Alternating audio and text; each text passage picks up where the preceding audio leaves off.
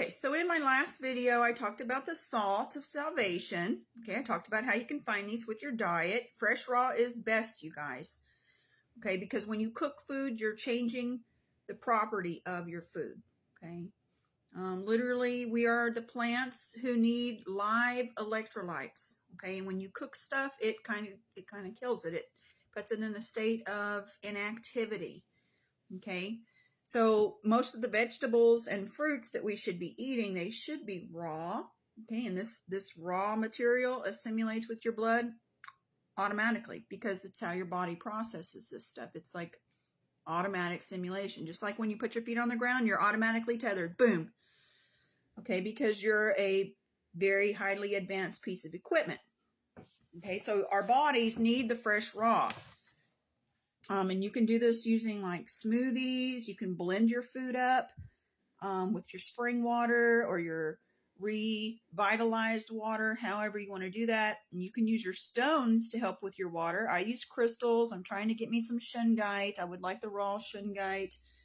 I'm in the process of that. Some people use the electrolysis to, put life back into their water, make it all bubbly and sparkly. And you don't have to do that. You can use your copper rings. You could use your pyramid. If you have a pyramid, you could use your little tensor coils. I've shown the tensors before, the little spirals with copper. These are very easy to make.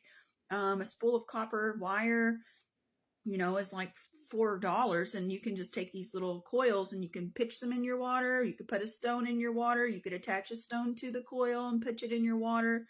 And then when you pour your water out, you're adding life and flow to your water.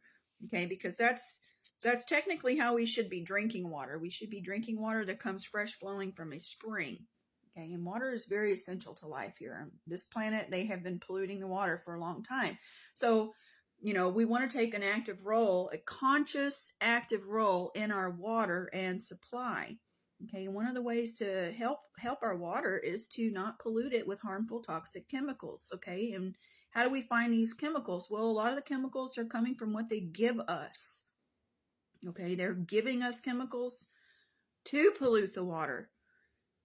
Okay, so we can't wait for the solution. We have to become the solution. Okay, and so when you revitalize your water and you know that you're looking for the true water that comes from your vegetation, okay, and how that vegetation is like literally the water that your body needs, your life is going to become a lot more hydrated, a lot more calming. I mean, my life has changed since I started eating more fresh, raw. I do my smoothies. And I can honestly tell you, as soon as I eat something, I feel like revitalized and refreshed because I have put this electrolytes into my body. My body is thanking me for it by giving me this rush, this boost, this happiness, So yes, your diet can very, very, very much benefit from fresh raw. Okay, and notice how diet has the die in it pertaining to the dice. Okay, and then the cross. The T is always the cross. The S and the T, that's always going to be about the serpent and the cross. Okay, and I did some videos yesterday to show about the planets. There's a little bit of extra tidbits information in this one. I want to share some more astrology related stuff. I'm probably going to have to do another video. So there's going to be 3 videos today. And I want to talk about S. So let me turn this. Okay, so I've done stories before to show you about the menorah. Okay, and I showed you how the menorah was the 1, 2, 3, 4, 5, 6, 7. This is another story for the menorah, you guys. Once again, it's pertaining to the planets and their count and how it's dealing with the Son of Man. And if you notice, you've got your 7 and your 4 here. This is the 1, 2, 3, 4, 5, 6, and these are centered around the 7th, that is the Son of Man. Okay, and then the Son of Man is Earth that has its moon. Okay, so the moon is given the number 4 here. Okay, and this is not my count. This is not my system of counting. This is a Hebrew system of counting, and I'm going to show you why it's accurate as well, because for the Son of Man, that is Earth. That is also you. You've got your 47 beast, and then you've got your 74 Christ right here at the center of the menorah once again. Okay, and then I've shown you before how this is the 11:11. This is also the 22 for the go. Okay, and anytime you see 22, just know it means go. Okay, 22 means go. There's a go even in Virgo. Okay, notice this, the go in the Virgo. Okay, so there we go. There's a go found in the woman right there. Okay, and I've done Mary, because Virgo is Mary, and I've done the multiple ways we could do this. I've made a video of this before. Notice how Mary kind of looks like an MR for Mr. Mary, and an MR or an M2, an M squared. M is 1,000, you guys. M squared would be 2,000. Okay, and then you also have this version of Virgo, which notice how this kind of looks like a fish. Okay, it looks like a ribbon. It looks like a tie. Okay, it looks like an L, an E, me. Okay, and then in the roll of wing, we've got W, E, E, M. These are all valued. These have a value. Okay, and we can add up this value. Now this, the we, becomes the me. Okay, and this is why you have your we, me. You got your we is the me. Okay, that's how we're connected. We're connected with Weem. This is also coming from your Great Pyramid template. Weem, I did not make this up.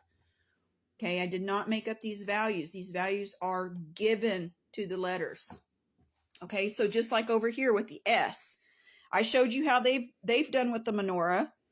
Okay, and then I showed you how I did the menorah. And you got your 1, 2, 3, 4, 5, 6, 7. And you've got your S and S. This is your Bible. Okay, Sun and Saturn. Okay, and notice when you put the two S's together, it creates an 8, which is also the analemma, which is also pertaining to the Queen's Gate of 8 and the 8 spoke wheel. Okay, now also keep in mind S equals 19. Okay, it's the 19th letter. 1 and 9 is AI. This is for your alpha intelligence. Okay, so if you look up S in Gematria, you're going to see S is 19, Adam is 19, DNA is 19, Bob is 19, and Bob is a name for the sun, you guys. Bob is a name for the sun because the sun bobs his head up and down. He goes, yes, up and down. Okay, 19 is pertaining to the egg. 19 is pertaining to jaw. 19 is pertaining to a head. Okay, doesn't that make sense with 19? 19 also becomes 91. Okay, when you put it through the mirror, 91 is concerning space, time, spirit. These are just a few important things associated with the number 19 and S. Okay, S also has a reverse alphabet value. S in the reverse alphabet value is 8. And notice how 9 minus 1 is 8. 9 plus 1 is 10, which equals 1. 1 and 0 for the spirit. 0, Zion, 64. Zion, 64. Fibonacci, 64. Okay? And now here in Hebrew Gematria, S has a value of 90, pertaining to the alpha that is 90. LOL is 90. This is where your 101 comes into play with a lot of different things. Your 101. Okay, and I've shown you before how your 1 can be an upside down J. J-O-J. Okay, Jack of Jack. 90 can also be healing. 90 can also be all in. 90 is concerning the palace. 90 is concerning the backpack. And you see the backpack a lot of times in the ancient cultures. They're carrying around the little purse. That's the Jack in the Box. 90 is considered the Eggman. Okay, you are the Eggman. You're the cosmic egg. 90 is considered King Baal, which Baal is the Lord, the great alpha that you are. S is for you, the serpent on the pole. And we've done the ST before. And anytime you see the ST, just know it's pertaining to the serpent on the cross. Okay, because this is the cross. Okay, QRST. They come in that order for a specific reason. They have been created there for a specific reason to relay an information. Okay, and notice